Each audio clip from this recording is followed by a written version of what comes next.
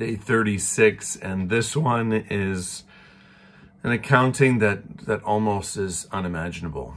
It's called Biology 2.0. They were terrified and alarmed, that's the disciples, and thought they were seeing a ghost. Why are you so disturbed? Why do these questionings come up in your hearts? Look at my hands and feet. It really is me, myself. Touch me and see. Ghosts don't have flesh and bones like you can see I have. So clearly, even though they see him, they're afraid that he is a ghost. The disciples assume he is an apparition, a phantom, a wraith. And Jesus says, ghosts don't have flesh and bone like I do. And so amazingly, he asked them to touch his hands, his sides, and the flesh. And of course, even though they're still in a daze, he does the most normal thing he can and says, hey, do you have any food I can eat? They find some fish, and he sits down and eats it right in front of them. Jesus has just defeated death. He is proving that he's the Messiah. He's about to launch a global movement to transform the entire planet. And first, he needs to eat a fish to demonstrate that he can be just like the rest of us in bodily form, because it is just beyond imagination. Obviously, it's never happened before. Jesus has raised other people from the dead, but not himself. The Gospel of Luke, the Gospel of John provide some interesting details, though. This is where we get to Biology 2.0, and we have to hang on because it evokes some different emotions in us, anticipation and a little bit of trepidation too. But one of the most peculiar aspects of Jesus' resurrected body is that sometimes he is immediately recognized and sometimes not.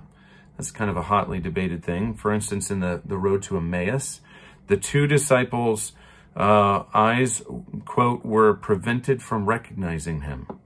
Jesus, it says, gives them the impression that he's going further. Basically, he's acting, he's pretending, and they invite him to a meal, and then eventually their eyes, quote, were opened.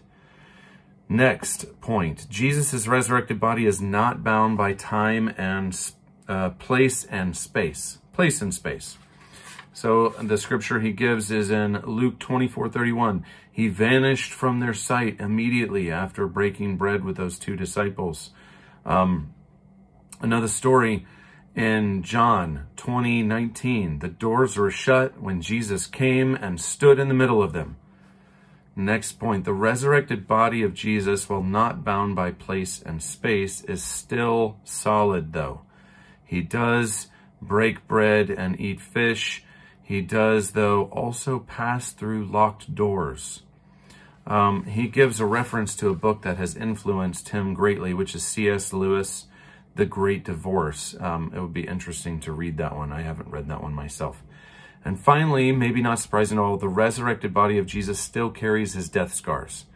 Of course, famously, he tells Thomas to go ahead and put his fingers in his hands and in his side itself to make sure that, yes, he is flesh and blood. I am sure the hole in his side is covered over with some scars too, a little bit at least.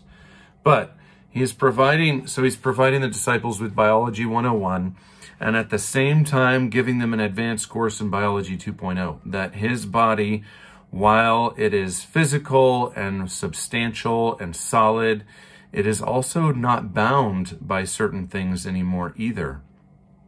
And the resurrection of the body is now performed through baptism. Baptism is now seen as an identification with Jesus' death and resurrection. And in Philippians 3:21, Paul goes on to say he's going to transform it, our body, so that it's just like his glorious body.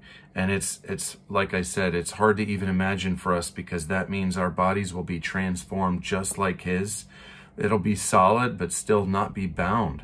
And the author goes on to say it's even more solid than the doors. For God is not simply mending, explains C.S. Lewis in Miracles, the book Miracles, not simply restoring a status quo. Redeemed humanity is to be something even more glorious than unfallen humanity. Meaning he's not just going to give us our body back, It is going to be even more glorious than what we can imagine and what we see here on earth right now. Resurrection, of course, means that we will now see those who have fallen before us, family members, friends, those people that we think of talking to that lived in past ages, and they will have a body. We will be able to hug them. We will be able to touch them. We will touch their faces. And this is where our hope lies as well. It's made abundantly clear in Scripture that all these things will take place simply because of the bodily resurrection of Jesus as well. And wow, I'm sure none of us can wait for that moment to happen.